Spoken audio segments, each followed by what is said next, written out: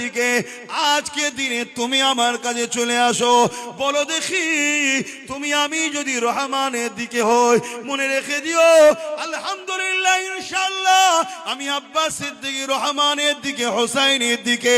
আজকের জালিমগুলো এরা হলো ইবলিস শয়তানের দিকে।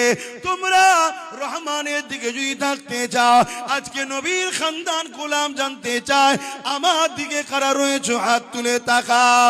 এ যুবকেরা, কেন এই হক আর না হকের লড়াই হবে? আমরা হলাম রহমানের দিকে, আর যারা এমন করে জালিম তারা হলো ইবলিস শয়তানের দিকে। আল্লাহ হাতকে কবুল করে বলুন আমিন। আল্লাহু আকবার। আমার আওয়াজ বুঝতে পারছেন তো নাকি? যুগে যুগে দুটো ছিল না, ছিল না? সেদিন ফেরাউন ছিল, নমরুদ ছিল, সাদ্দাত ছিল, আবু জেহেল ছিল, উতবা ছিল, উমাইয়া ছিল, ইয়াজিদ ছিল, চিঙ্গিস খান ছিল, হালাকুন খান ছিল। শুনছে? হতভাগা আকবর ছিল, ব্রিটিশ ছিল।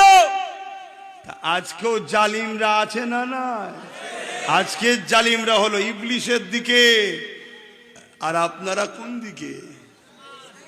রহমানের দিকে যদি হও, তাহলে জালিমদের মিটিং এ যাও কেন?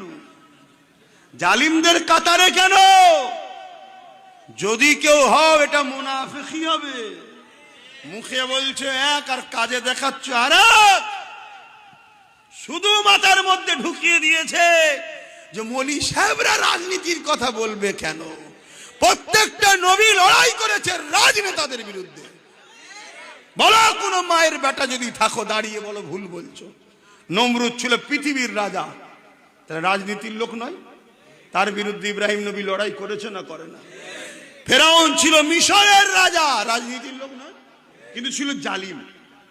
তার বিরুদ্ধে মুসা নবী লড়েছে। আবু জেহেল, উতবা, সাইবা, রোম, পারস্য সুপার পাওয়ার তখন তারা ছিল। তাদের জুলুমের বিরুদ্ধে আমার রাসূলুল্লাহ লড়েছে না লড়েনি? তাহলে বলো, ইমামে আজম নোমান বিন সাবেত, আবু হানিফা হুজুর, তিনি তিনার সময় রাজ শক্তি জালিম শাসকের বিরুদ্ধে লড়াই করেছে। হযরতে মুজাদ্দিদ আল পেসানি ভারতবর্ষের মুগলে আজম বাদশাহ আকবরের বিরুদ্ধে লড়াই করেছে। কেন? জালিম ছিল। কথা মাথায় ঢুকছে? তাহলে আজকে যেগুলো আছে এই জালিমদের বিরুদ্ধে আমাদের লড়তে হবে না? কিন্তু লড়তে গেলে কি বলছেন? দরকার নেই বাবা, দরকার নেই। জান্নাত কি এমনি এমনি হবে? কি ভাবছো? এই তো কত লোক মরে গেল, কি সুন্দর জানাজা হলো, কি সুন্দর জানাজা হলো। কবরে কি হচ্ছে দেখতে যাচ্ছ? কবরে কি হচ্ছে দেখতে যাচ্ছ? যদি ভালো কাজ করলেই জান্নাত শুধু পাওয়া যাবে, তাহলে ইমামে হোসাইন পাকের থেকে ভালো কাজ কে করেছে? তাহলে কি দরকার ছিল এজিদের অন্যায়ের বিরোধী করার? না বিরোধী করবে, না ছোট্ট বুকের ওপরে ঘুমানো বাচ্চা সোকাইনা হুজুরকে রেখে না শহীদ হতে হবে। হ্যাঁ, এবং এজিদ বলেছিল, অফার দিয়েছিল, দরকার হয় তুমি মদিনা মক্কা নিয়ে নাও, আমার বিরোধী করুনি। কিন্তু হোসাইন পাক কি বলল? না, একজন সারাবি, চরিত্রহীন, জালিম, সন্ত্রাসের হাতে যদি হোসাইন হাত দেয়, নানার উম্মত ধ্বংস হয়ে যাবে। আমি জান দিয়া পছন্দ করি, জালিমের সঙ্গে হাত মিলানো পছন্দ করি না। তাই ইমাম হোসাইন পাকের মাথা মুবারকের আলোচনা অনেক হয়েছে, হোসাইন পাকের হাতের আলোচনা কেউ শুনেছেন? আল্লাহ হাতকে কিন্তু ঠিক হিফাজত করে দিয়েছে। জোরে বলুন সুবহানাল্লাহ। হাত মিলাইনি হোসাইন পাক। সেদিন হাতে হাত দিয়ে সাপোর্ট সিস্টেম ছিল, আর এখন টিপ সুইচ দিয়ে সিস্টেম। ব্যাপারটা কি? আইন যত সময় যাচ্ছে মানুষ আপডেট হচ্ছে, আমাদেরকে একটু বুঝতে হবে না কি হচ্ছে। মুসলমান দাবি করো, যেখানে সেখানে চলে যাচ্ছ, ঠিক আছে, চলো দুনিয়ার স্বার্থে একে অপরের সঙ্গে মিশেছ, কিন্তু কেউ যদি আমার দ্বীনের বিরুদ্ধে দাঁড়ায়, তার সঙ্গে সম্পর্ক করা যেতে পারে? কত কষ্ট করে ইসলাম এসেছে। তোমাদের এই এলাকা পাঁচলা, তাই তো? পাঁচলা এই এলাকায় ইসলাম এত সহজে আসেনি। কত পাহাড় সামনে দাঁড়িয়েছে, কত সাগর, কত তুফান, হালাকু খানের মতো সুপার পাওয়ার যারা মুসলমানদেরকে মেরে মেরে মুসলমানদের রক্তে দাজলা নদীর পানিকে লাল করে দিয়েছে। চিঙ্গিস খান যারা মুসলমানদের মেরে মেরে এই মাথার কল্লাগুলোকে কেটেছে, ইটের বিনিময়ে মাথাকে সাজিয়ে সাজিয়ে রাজমহল তৈরি করেছে, এত মুসলমানকে মেরেছে। তারপরে তোমার এই পাঁচলা ইসলাম এসেছে। তুমি ইসলামের যদি উপকার করতে না পারো, ইসলামের ক্ষতি করুনি, ইসলামের ক্ষতি করুনি। আজকে কেন্দ্র সরকার গায়ে জোর দিয়ে সংবিধান বিরোধী ওয়াকফ কানা কানুন তৈরি করছে। কটা মসজিদে এখন আলোচনা হয় ওয়াকফ নিয়ে? বলো, কটা মসজিদে আলোচনা হয়? কটা মাহফিলে আলোচনা হয় ওয়াকফ নিয়ে? সব ভুলে গেছে, সব ভুলে গেছে। আর সামান্য যদি মায়ের পেটের ভাই তোমার এক কাঠা জায়গা মেরে লাই, 40 বছর ধরে তোমরা মামলা চালাও। আর হচ্ছে খোদার ঘরের জন্য, মসজিদ মাদ্রাসার জন্য আমরা উম্মত আজকে কোনো আমাদের দায়িত্বহীন কাজ করছি, কোনো দায়িত্ব নেই মনে হচ্ছে। তা আল্লাহ আমাদের দায়িত্ব নেবে কেন? আল্লাহ কেন আমাদেরকে জালিমদের হাত থেকে বাঁচাবে? এই জন্য তো আমরা সারা দেশ জুড়ে দুনিয়ায় মার খাচ্ছি। এই কারণে আসো, সংগঠিত হও, ঐক্য হও। কাউকে মারার জন্য নয়, কাউকে মিটাবার জন্য নয়। কারণ ইসলাম প্রেম করা শিখিয়েছে, কিন্তু ইসলাম আবার জুলুমের বিরুদ্ধে লড়াই করাকে ফরজও করেছে। জোরে বলুন সুবহানাল্লাহ। আমাদের লড়াই, আবার বলছি, কোন হিন্দু, দলিত, আদিবাসী, শিখ, পাঞ্জাবি কারোর বিরুদ্ধে নয়। আমাদের লড়াই জালিম, ফ্যাসিবাদী, সংবিধান বিরোধী বিজেপি গভর্নমেন্টের বিরুদ্ধে লড়াই। ঠিক না বেঠে? কেন তুমি দেশ চালাবার নামে দেশ তো বিক্রি করে ফেললে, মানুষকে চাকরি দিবার নামে মানুষকে তো ভিখারি বানিয়ে দিলে, আর মানুষকে এত বোকা বানালে মানুষ হালাল খাদ্য খাওয়া ছেড়ে দিয়ে মুদগু পর্যন্ত খাওয়া শুরু করে দিয়েছে। কোথায় তুমি না বলে চলো, তারপরও তোমাকে যাকে ভালো লাগে সে তোমার পক্ষে থাকবে, কিন্তু এর মানে এটা নয় তুমি ক্ষমতার জোরে আমার সংবিধানকে বুনাগুল দেখিয়ে আমাদের ওয়াকফ মসজিদ, মাদ্রাসা, কবরস্থান, ঈদগাহ, খানকাকে দখল করে নিয়ে কর্পোরেটদের হাতে তুলে দেবে। এটা কখনো মেনে লিয়া যায়? জোরে বলুন। এ উম্মতে মুহাম্মাদি, এটা আল্লাহর পরীক্ষা তোমার আমার জন্য। যেমন মুসাইলামাতুল কাজ্জাব নবীর বিরুদ্ধে বলেছিল, সাহাবা হুজুরদের আবু বকরের নেতৃত্বের পরীক্ষা নিয়েছিল আল্লাহ। আবু বকর কি করে শুনছো? তোমার আমার পরীক্ষা শুরু হয়েছে। তোমাকে আমাকে ওয়াকফকে বাঁচাতে হবে। সেই ওয়াকফ বাঁচাবার রাস্তা পন্থা দিয়ে তোমাকে আমাকে হাঁটতে হবে। রাস্তা আছে না নাই? সেই রাস্তা কি বলো, কি রাস্তা সেটা? আপনারা বলবেন না আমি বলবো? কি রাস্তা? আমার তো জানা মতে দুটো রাস্তা আছে। একটা হলো যারা আইন করেছে লোকসভায়, তাদেরও আব্বা আমার দেশে আছে সুপ্রিম কোর্ট, সেখানে আমাদেরকে মামলা করে রাজপথে আন্দোলনে থাকতে হবে। শুধু আন্দোলনে যেমন হবে না, সুপ্রিম কোর্ট বলবে কই আমার কাছে তো কোনো খবর তোমরা দেওনি, বিচার কি দিয়েছো আমার হাতে, ওটাও যেমন হবে না। আর বিচার দিয়ে কম্বলের মধ্যে ঢুকে ঘুমলেও হবে না। রাজপথে থাকতে হবে, আন্দোলনে থাকতে হবে। আমি হুজুর আমার যতটুকু ক্ষমতা আছে প্রতিদিন মাহফিলে গিয়ে ওয়াকফ নিয়ে আলোচনা আমি করি। এতে জলসা কমিটি যদি বেজার হয়ে যায় তো জলসাকে আমি সালাম করি, তো জলসা দরকার নেই আমার। প্রত্যেকটা জায়গায় আমি আলোচনা করি, এক কথা প্রত্যেক জায়গায় বলি। তোকে ঘুমোতে দিলে হবে না। কেন তুমি আমি সুপ্রিম কোর্টে কেস করেছিলাম বাবরি মসজিদের জন্য, ঘুমিয়ে পড়ার জন্য রায় আমার পক্ষে থাকার পরও পেলাম না। কেন তারাও তো মানুষ, সুপ্রিম কোর্টে যারা বিচারক আছে তারাও তো দেখবে যে যার জন্য আমি লড়তে যাব আমারও বউ বাচ্চা রয়েছে, তারাই তো ঘুমোচ্ছে, আমার কি দায় পড়েছে? আর তুমি আমি যখন সংবিধানের দায়রের মধ্যে থেকে তুমি আমি যখন আন্দোলন জারি রাখবো, সুপ্রিম কোর্টের বিচারকরা ভাববে এরাও আমার দেশেরই তো সন্তান, এদের উপরে বেইনসাফি যেন না হয়, আমাকে যখন দিয়েছে তো ইনসাফ করা দরকার, রিস্ক নেবে। কথা মাথায় ঢুকছে? এই একটা রাস্তা, এই রাস্তাই বলো যাদের উপরে ভরসা করেছিলে, যে বলেছিল বিজেপির হাত থেকে বাঁচতে আমাকে সাথ দে আমি বাঁচাবো, সে কি কেস করেছে তোমার অকাপের জন্য? জোরে বলো করেছে? করা তো দূরের কথা, ওয়াকাব আইনকে মেনে নিয়েছে। তাহলে গাদ্দারি ধোকা দিল না? দিল না?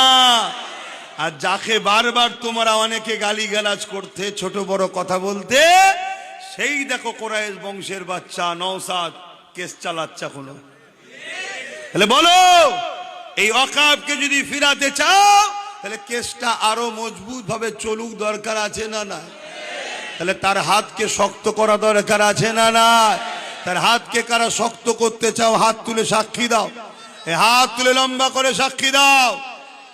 এই হাত ঠিক তুলছো? হাত নামাও। পাশাপাশি আগামী দিন সে তো কলকাতায় ডেকেছে তোমাদেরকে, যাবে না? সেখানেও তো ওয়াকাব ইস্যু আছে না নাই?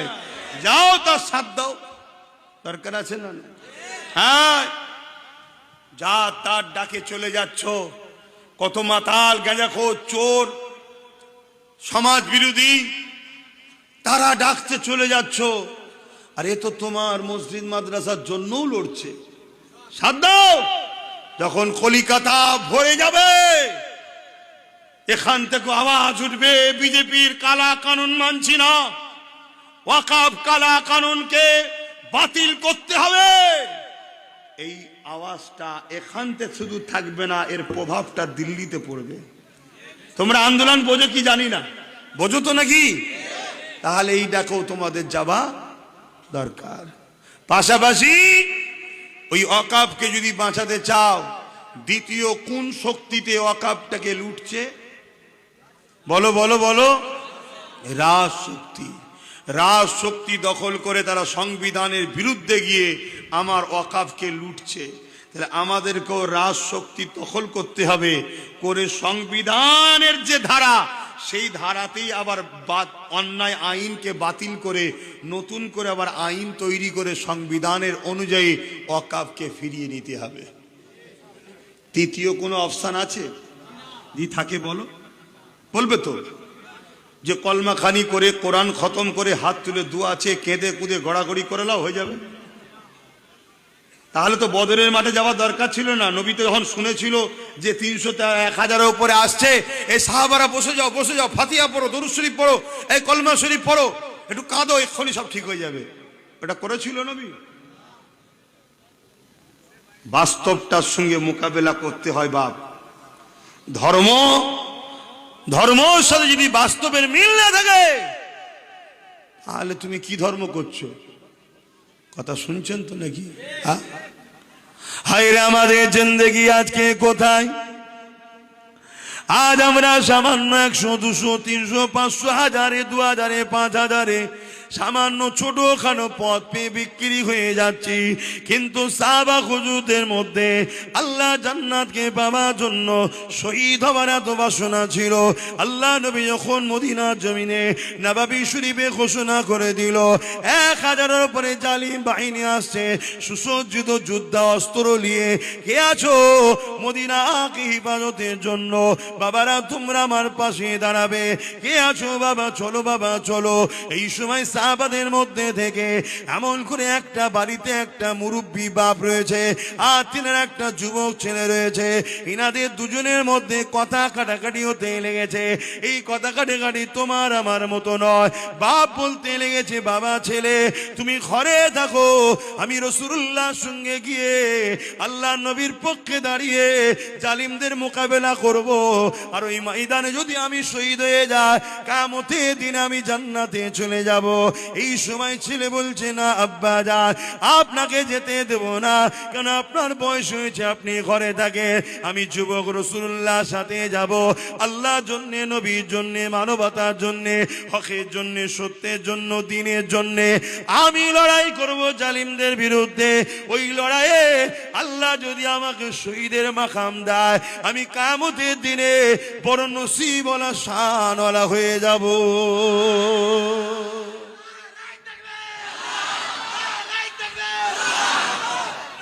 কি অবস্থা দেখুন, সেখানে জান দিবার জন্য, শহীদ হওয়ার জন্য সাহাবারা পেরেশান। আর আজকে শুধু ঐক্য হও, আন্দোলন করো, জান দিতে বলছি না, জুলুমকে খতম করে যে যার গ্রামে ঐক্যবদ্ধ হয়ে নিজের রাজ পাওয়ার তৈরি করে নাও। লিয়ে যেমন ওরা আইন তৈরি করেছে, তোমরাও আইন তৈরি করে তোমরা ফিরিয়ে নেবে। আর এটাও শুনে রেখে দাও, আমার দেশের যুক্তরাষ্ট্র কাঠামো, যুক্তরাষ্ট্রীয় কাঠামোতে রাজ্য সরকার যদি ইজাজত না দেয়, কেন্দ্র সরকারের ক্ষমতা নাই, ল্যান্ডের নিয়মে এক টুকরো মাটি এই বাংলা থেকে নিয়ে যেতে পারবে। এই জন্য রাজ্য সরকার মেনে নিল। আর রাজ্য সরকারকে কেন্দ্র সরকার তো টোপের মতো ব্ল্যাকমেল করছে, কারণ রাজ্য সরকারের সব দুর্নীতি কেন্দ্র সরকারের হাতে। যেই কোনো আইন পাস করার দরকার হয়, অমনি বলে আইনটাকে মেনে নিলাই, ভাইপোকে তুললে যাব। অমনি বলে ঠিক আছে বাবা, যা বলবি কর বাবা, আমার ভাইপোটাকে বাঁচিয়ে রাখ। এই চলছে তো। তাহলে কত কুরবানি হবে তোমরা? আমার কথায় অসুবিধা হচ্ছে? এগুলো বোঝেন। এরা আমার ইসলামকে মিটাবার জন্য চেষ্টা করছে। এরা রাজনীতির নামে রুজি রুটি, শিক্ষা, স্বাস্থ্য, কর্মসংস্থান, বেকারত্বের কথা না ভেবে এরা শুধু আমার দিনকে মিটাবার জন্য উঠে পড়ে লেগেছে। এই দেখো না, নিউ টাউনে মসজিদের নিজস্ব জায়গা মসজিদ করতে দিচ্ছে না, কারেন্টের তার কেটে দিচ্ছে, পুলিশ এসে হুমকি দিচ্ছে, কাজ বাধা দিচ্ছে রাজ্য সরকার।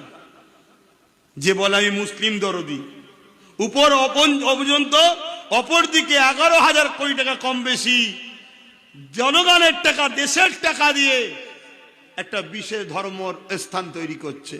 এটা সরকারের কাজ। তাহলে কি করতে চাইছে? একটাই জিনিস করতে চাইছে, পেহচান করতে চাইছে, এটা মুসলমানদের এখানে কোনো কিছু নাই। খেয়াল করে দেখো, একদিকে অন্য রাজ্যে যেখানে বিজেপি আছে, যতগুলো মুসলমানদের নামে রাস্তা আছে, জিনিসপত্র আছে, সব ভেঙে শেষ করে দিচ্ছে। পেহচানকে মোছো। আর রাজ্য সরকার যা করছে, শুধু সিঁড়ি সিঁড়ি সিঁড়ি সিঁড়ি সিঁড়ি সিঁড়ি, দেখো মানে প্রমাণ করছে। আর ও আসবে, ও এসে বাকি যা আছে সেগুলো ভেঙে দেবে। আর তুমি আমি সামান্য ভিক্ষাতেই খুশি। চলো, এগুলোর কথা ভাবছো? বাচ্চাগুলোর কথা, এদের কি হবে বলো? এদের কথা ভাবছো? আসো বাপেরা, নওজোয়ানেরা, এখনো সময় আছে, পরিবর্তন হও। কোন ন্যায়ের বিরোধী করার জন্য তোমাদেরকে বলছি না, কারোর উপরে জুলুম করার জন্য তোমাদেরকে বলছি না, তোমাদেরকে বলছি জালিমের বিরুদ্ধে তোমরা সংগঠিত হও, ঐক্য হও, নিজের ঐতিহ্যকে তোমরা বাঁচাও। এ যুবকেরা, তরুণীরা, বাপেরা, যে যার মতো করে নিজের জন্য ভাবছে, কিন্তু আজ তুমি আমি মেহনত করে গাঁটের পয়সা খরচ করে যে মসজিদগুলোকে তিল তিল করে বানালাম, তুমি আমি গাঁটের পয়সা খরচ করে যে মাদ্রাসাগুলোকে তিল তিল করে বানালাম, ঈদগাহ বানালাম, কবরস্থান বানালাম, সেইগুলোকে আজকে জোর করে জুলুম করে মিটিয়ে দিচ্ছে। কেননা কোনো দিনের জন্য সরকারি টাকাতে ইসলাম ধর্ম চলে না, হয় না। এ যুবকেরা, তরুণেরা, এই জায়গায় তোমাকে আমাকে ঐক্যবদ্ধ হতে হবে। কিয়ামতের দিনে কোন মুখ নিয়ে আল্লাহ পাকের কাছে বলবে, ও রব্বি আল্লাহ পাক, আমি আপনার জান্নাত চাই। আমার আল্লাহ যদি বলে, বান্দারে আমি তোদেরকে হাত দিয়েছিলাম, পা দিয়েছিলাম, জিন্দেগি দিয়েছিলাম, আমার ওয়াকাব, আমার মসজিদ, আমার মাদ্রাসা, ইসলামের পেহচান গুলোকে যখন মিটিয়ে দিচ্ছিল, কেন তার বিরুদ্ধে তোরা সংগঠিত হলি না, লড়াই করলি না? কি জিজ্ঞেস করবে না করবে না? কি মনে হচ্ছে? তাহলে আমরা কি জবাব দেবো সেদিন? বল। যদি মনে করো আখেরাত বলে কিছু নেই, তাহলে আমার ভুল হচ্ছে। আর যদি মনে হয় যে না আখেরাত বলে কিছু আছে, বিশ্বাস করো তো, তাহলে কি জবাব দেবে বলো? আমি তোমায় বলবো না কারো মন্দির, কারো গির্জা, কারো গুরুদুয়ার, কারো এই ভাঙো ওর ভাঙো না, এটা ইসলাম বিরোধী কাজ হবে। কিন্তু আমারটা আমার পয়সাই তৈরি, আমারটা ভাঙছে কেন? আমরা সরকারের পয়সা ধর্ম করি নাকি? এই তো চোখের সামনে দেখছি সরকারের পয়সা ধর্মস্থান তৈরি হচ্ছে। আমরা করেছি? এবং চোখের সামনে দেখলাম আমার মসজিদ ভেঙে ধর্মস্থান তৈরি হচ্ছে। কথা বুঝে শুনছেন না শোনেননি? আমরা করেছি। কিন্তু কমসে কম আমার ছেলে, আমার বাপ, আমার মা উপরে জুলুম হলে, আমি কারো বাপ মার উপর জুলুম করি না, আমার উপরে হলে তো ডিফেন্স তো করতে হবে। সেই ডিফেন্সের জন্য আমরা কি প্রস্তুত? জোরে বলুন, আমরা কি ডিফেন্সের জন্য প্রস্তুত আছি? হাত তুলে সাক্ষী দেন, প্রস্তুত হয়েছে না? কিছু পয়সা দিলেই বিক্রি হয়ে যাবেন? যদি বিক্রি হন না, অসুবিধে নেই, হন। এই তো কিছুদিন আগে বিহারে দেখলাম আমার কিছু ভাই বোন 10,000, 15,000, 20,000 আরো টাকায় বিক্রি হয়েছিল। খুব খুশিতে নাচছে, কিছু টাকা পেয়েছে। তারপরে কিছুদিন পর কাঁদছে, কি হয়েছে? বলছে আরে টাকা দিয়েছিল, ভোট দিয়েছি, ক্ষমতায় এসে ওরাই এখন ঘর ভেঙে দিচ্ছে। লাও, আমার ডিউটি বুঝাবার বুঝালাম। এবারে কারো মনে হচ্ছে নাকি যে হুজুর এখানে কেন বলছেন? আমার বলার জায়গাটা আছে কোথায়? আমার তো বলার জায়গা এইটা। আর আমি তো ধর্মের জায়গায় দাঁড়িয়ে ধর্ম বিদ্বেষীদের বিরুদ্ধেই বলছি। কি এবারে ধর্মের বিরুদ্ধে যদি তোমার নেতারা লাগে, তো আমি কি করব? তোমার নেতা যদি চুরি করে তাকে চোর বলা যাবে না? তোমার নেতা যদি খুনি হয় খুন বলা যাবে না?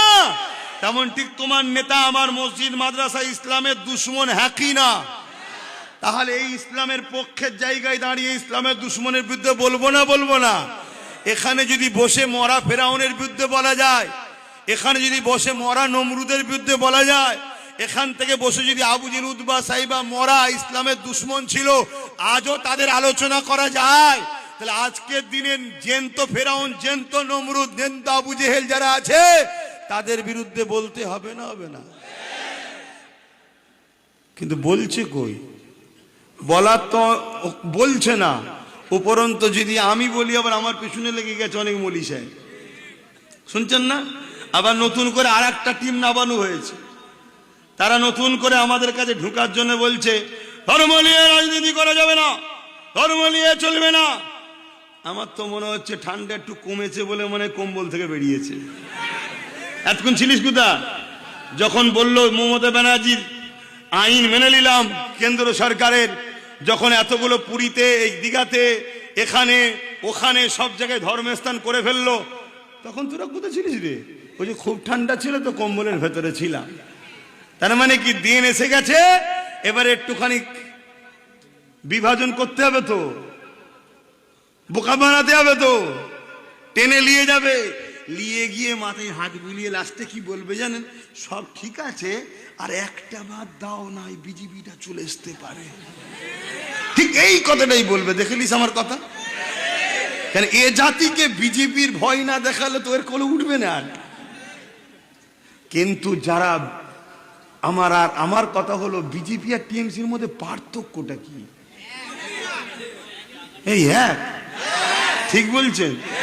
আমি কিন্তু একটা পার্থক্য দেখতে পেয়েছি, একটা পার্থক্য আমি দেখেছি। কি পার্থক্য বলেন তো? বিজেপি হলো আমাদের প্রকাশ্য দুশ্মন, ওপেন বলছে আমি তোদের দুশ্মন। দেখলেন না ওই যে মেদিনীপুরের কি?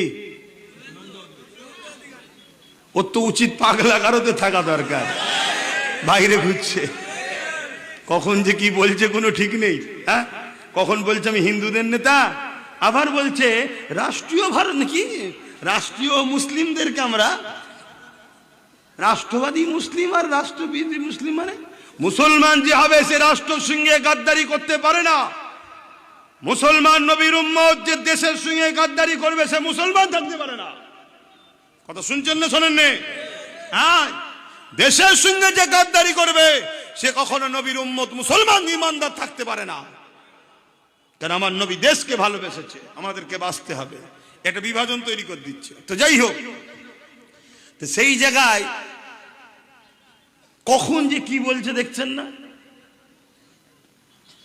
তো ওই রকম দ্বারা আগামী দিন এসে হয়তো বুঝাবে যে দেখেছো, আগামী দিন যখন দেখবে যে আমাদেরও হচ্ছে না, তখন এসে দেখবেন কিছু সব বাইরে বাইরে থেকে সব উড়িয়ে উড়িয়ে আনবে, এনে বড় বড় ভয় দেখাবে, বেরোলো কেটে ফেলবো, আন করে দেবো, তান করে দেবো। কারা বকবে? যাদের ক্ষমতা নেই নিজের বউটাকে ঠিকভাবে চালাবার, তারা এসে বড় বড় ডায়লগ দেবে, ফেলবো, কেটে ফেলবো। এ কি কচু বাগানে নেবেছিস নাকি কুচকুচ করে কাটবি বলছিস?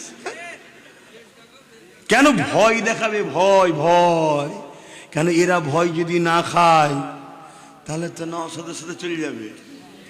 শুনছেন না শোনেন নে? আর নওশাদের সাথে যদি চলে যায়, একা সব কটার ঘুম হারাম করে দিয়েছে। যদি 30-40টা হয়ে যায় তো ব্যাস, তারপরে এবারে পুরোটা। শুনছেন না শোনেন নে? এটা তো অঙ্ক করছে সব। তুমি আমি অঙ্ক করি না, ওরা অঙ্ক ঠিক করে, সেটা দেখছে। এই জন্য এইসব কথাবার্তারা বলে আমাদেরকে ধোকা দিচ্ছে। আপনারা ঘাবড়ে যাচ্ছেন? এখনো কিন্তু ঘাবড়ানো হয়নি, হবে, বিশাল বিশাল হবে। কিন্তু আমি দেখছি একটা পার্থক্য আছে। কি? ও প্রকাশ্য দুশ্মন আর এ বন্ধু সেজে দুশ্মন। বলো, প্রকাশ্য দুশ্মন বেশি ভয়ঙ্কর না বন্ধু সেজে? জোরে বলেন, প্রকাশ্য দুশ্মন না বন্ধু সেজে? প্রকাশ্য দুশ্মনের ক্ষমতা নেই সামনাসামনি লড়াই করা, কিন্তু বন্ধু কাঁধে হাত দিয়ে পিছন থেকে ঝেড়ে দেবে ছুরি। কথা বুঝে আসছে না? না, এজন্য রাসূলুল্লাহ বলেছে আমার বড় ভয় হয় আমার উম্মতের ক্ষতি প্রকাশ্য দুশ্মনেরা করতে পারবে না, আমার উম্মতের ক্ষতি বন্ধু সেজে মুনাফিকরা করবে। একটু সাবধান হও।